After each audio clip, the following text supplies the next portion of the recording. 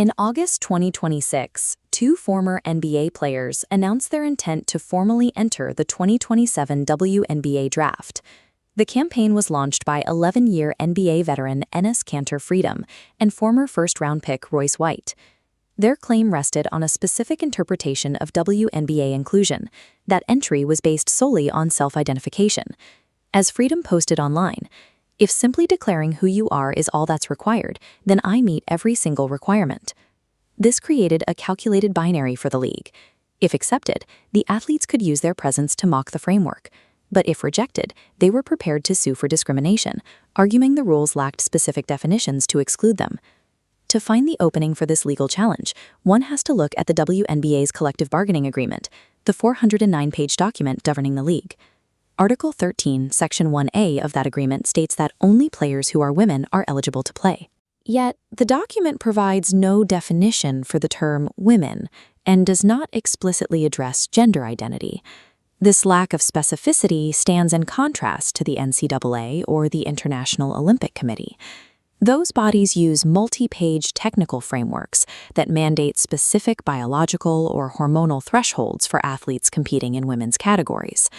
In this regulatory vacuum, the WNBA historically operated on an ad hoc basis, relying on the NCAA's collegiate eligibility system as a primary filter. The exploit targeted a genuine gap in the rulebook. The WNBA was relying on a legacy of informal practices that had never been updated to withstand a deliberate, hostile legal challenge. However, entering the WNBA draft requires clearing several specific technical hurdles that have nothing to do with gender. For domestic prospects, there are 3 mandatory entry gates. An athlete must turn 22 during the calendar year of the draft, have graduated from a 4-year college, or be at least 4 years removed from high school graduation.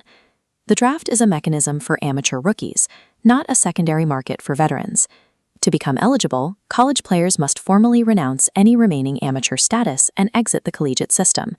Because Freedom and White had already spent years as professional NBA players, they could not satisfy these amateur entry requirements. Their status as league veterans automatically disqualified them from the draft pool. By applying its existing age and veteran status restrictions, the league rendered the question of gender identity legally irrelevant to the player's draft eligibility. This raised a follow-up question for the player's legal team. Why is the WNBA legally permitted to enforce these exclusionary age and status limits in the first place? The league's authority rests on a 2004 federal precedent involving former Ohio State running back Maurice Clarett. Clarett sued the NFL, arguing that the rule requiring players to be 3 years removed from high school was an illegal restraint of trade that violated the Sherman Antitrust Act. The court ruled against Clarett, establishing the non-statutory labor exemption. It held that because these eligibility rules are negotiated and ratified through collective bargaining with a players' union, they are immune from antitrust laws.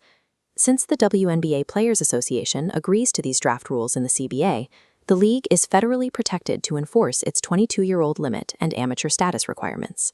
Ultimately, established contract law and labor exemptions neutralized the provocation. The league's age-based barriers provided a procedural defense that prevented the case from ever reaching a debate over gender. The declarations by Freedom and White were procedurally invalid from the start, but they did highlight a specific regulatory gap in the league's framework. For the WNBA, the event served as a demonstration of how an undefined clause in a collective bargaining agreement could be used as a point of legal friction.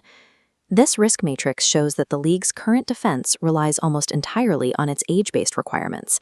If a future candidate meets the amateur and age criteria, but challenges the undefined women clause, those procedural shields will disappear.